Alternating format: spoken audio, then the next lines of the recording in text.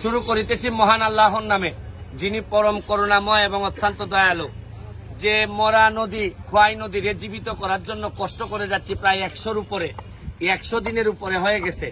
আমি যে বলতাম যে ঘাম কখনো প্রতারণা করে না, ঘাম দিয়ে যারা গোসল করে তারা ইতিহাস বদলায়। আমি আমার এলাকার ইতিহাস বদলানোর জন্য যা যা করা লাগে করতেছি। আমাদের এই 100তম দিন পার হয়ে আমাদের এই কুদায়ের কাজ চলতেছে, ময়লা পরিষ্কারের কাজ চলতেছে। আজকে আরেকটা সুখবর আপনাদেরকে দিতে চাই। আমার জন্য এটা অনেক বড় সুখবর, আমার এলাকার মানুষের জন্য সুখবর। আমাদের এলজিডি থেকে প্রজেক্ট ডিরেক্টর তিনি আসছেন এটা দেখতে, ডিজাইনার সহ নিয়ে আসছেন যে এইটারে কি করা যায়। মাননীয় মন্ত্রী মহোদয় যদি আমাদেরকে একটু সহযোগিতা করেন, মাননীয় প্রধানমন্ত্রী জননেত্রী শেখ হাসিনা আমাদের শেষ আশ্রয়স্থল, উনার যদি নজরে কোনোভাবে নিয়ে আসা যায়, এইটারে নাকি একটা সুন্দর, যেখানে আমাদের এই চুনারঘাটে 2টা রিজার্ভ ফরেস্ট আছে, 24টা চা বাগান আছে, পর্যটন নগরী করার জন্য এই মরা নদীর জীবিত করা ছাড়া আমার সামনে আর কোনো পথ নাই। ভবিষ্যৎ প্রজন্মরে কিছু একটা দিয়ে যাওয়ার জন্য এই মরা নদীর জীবিত করা ছাড়া এমপি হিসাবে এর চেয়ে বড় কাজ আমার হইতে পারে না। আমি পিডি মহোদয়ের কাছে যাচ্ছি, যে আমি প্রথমেই ধন্যবাদ জানাই, যে পিডি মহোদয়কে ধন্যবাদ জানাচ্ছি যে আমাদের এখানে আসার জন্য। আমি এবং ডিজাইনার উনিও আসছেন, আমাদের এক্সেন আসছেন, আমাদের উপজেলার চেয়ারম্যান এবং আমাদের কাজী লস্কর সাহেব এবং সাইফুল সাহেব যিনি আমাদের মেয়র আসছেন। আমি এখন পিডি মহোদয়ের জিজ্ঞেস করতে চাই যে মানে আপনি কি দেখলেন, একটু যদি বলতেন যে সম্ভাবনার জায়গাটা, আমি ওনার কাছে যাব, আপনি যদি একটু বলতেন এদিকে তাকে। ধন্যবাদ মাননীয় সংসদ সদস্য মহোদয় এবং স্থানীয় জনগণকে।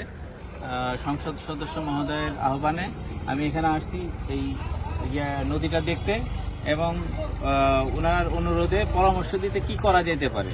এখন এখানে শুনলাম যে আমাদের এলজিডি থেকে একটা প্রজেক্ট অলরেডি এখানে আছে, তার সাথে সমন্বয় করে সংশ্লিষ্ট প্রকল্প পরিচালক মহোদয়ের সাথে কথা বলবো, তার সাথে সমন্বয় করে আরও কিছু করা যায় কিনা। আমার সাথে স্থপতি আছে, প্লাস তার প্রজেক্টের স্থপিত আছে, সমন্বয় করে আর কি করা যায় সেটা আমরা আলাপ করে মাননীয় সংসদ সদস্য মহোদয়কে অবহিত করব। থ্যাংক ইউ, আমি ধন্যবাদ জানাচ্ছি। এখন আমাদের ডিজাইনার যিনি আর্কিটেক্ট, আপনি মানে শুধু আপনার জায়গা থেকে না, আমার স্বপ্নের জায়গা থেকে, যে এই জায়গাটা যেহেতু জানেন 2টা রিজার্ভ ফরেস্ট আছে এখানে, আপনার এই যে ওই ভিতরের জায়গা থেকে একটু যদি বলতেন যে কি ধরনের জিনিস সম্ভব এই জায়গায় করা।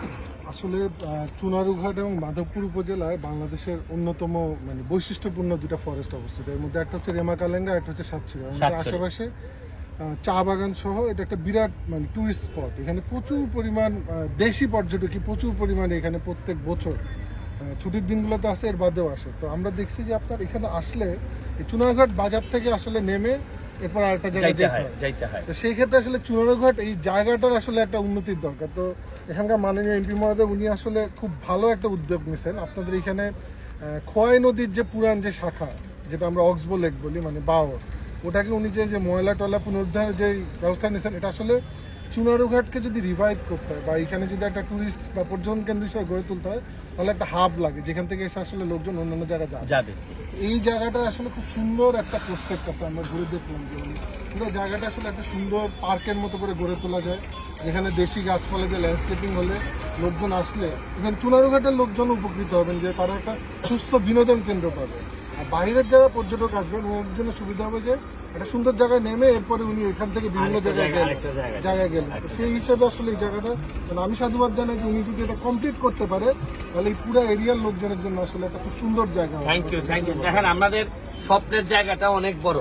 এই চুনারঘাটের যে 3টা প্রশাসন আছে, একটা হচ্ছে গিয়ে চুনারঘাটের এমপি, চুনারঘাটের উপজেলা চেয়ারম্যান, চুনারঘাটের পৌরসভা চেয়ারম্যান, পৌরসভার মেয়র, এই 3জন আমরা বিশ্বাস করি যে 3জন মিলেমিশে চুনারঘাটের এই লক্ষ লক্ষ মানুষের উন্নয়নে, এখানে আমাদের এই উপজেলা ইঞ্জিনিয়ার সাহেব আছেন, এক্সেন সাহেব আছেন, হবিগঞ্জের জেলার এক্সেন সাহেব আছেন, তাদের সহযোগিতা নিয়ে আমরা যদি আগায় যেতে পারি এবং আরো রাস্তাঘাট, শুধু এগুলা না, আপনারা জানেন যে রাস্তাঘাট উন্নয়নের জন্য যাতে মানুষের কষ্ট কম হয়, সারাক্ষণ আমাদের এক্সেন সাহেবের সাথে যোগাযোগ আছে, ওনাকে আমরা অনেক যন্ত্রণা দেই।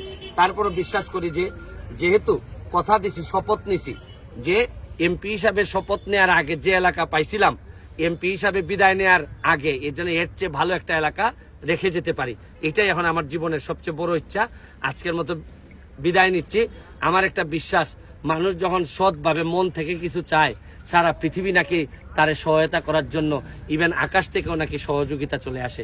আমার একটা বিশ্বাস, এই আওয়াজ কোনো না কোনোভাবে জননেত্রী শেখ হাসিনার কাছে পৌঁছাবে, মন্ত্রীদের কাছে পৌঁছাবে। আমরা যদি ভিতর থেকে কিছু চাই, আমার একটা বিশ্বাস আপনারা সবাই আমাদেরকে সহযোগিতা করবেন। আজকের মতো বিদায় নিচ্ছি। বঙ্গবন্ধুর এক টুকরা সোনার বাংলা আমি হবিগঞ্জের মাধবপুর সোনারঘাটে আপনাদেরকে এই দিতে চাই। এটার জন্য আমি আপনাদের সকলের সহযোগিতা চাই। ভালো থাকবেন। জয় বাংলা, জয় বঙ্গবন্ধু। ধন্যবাদ।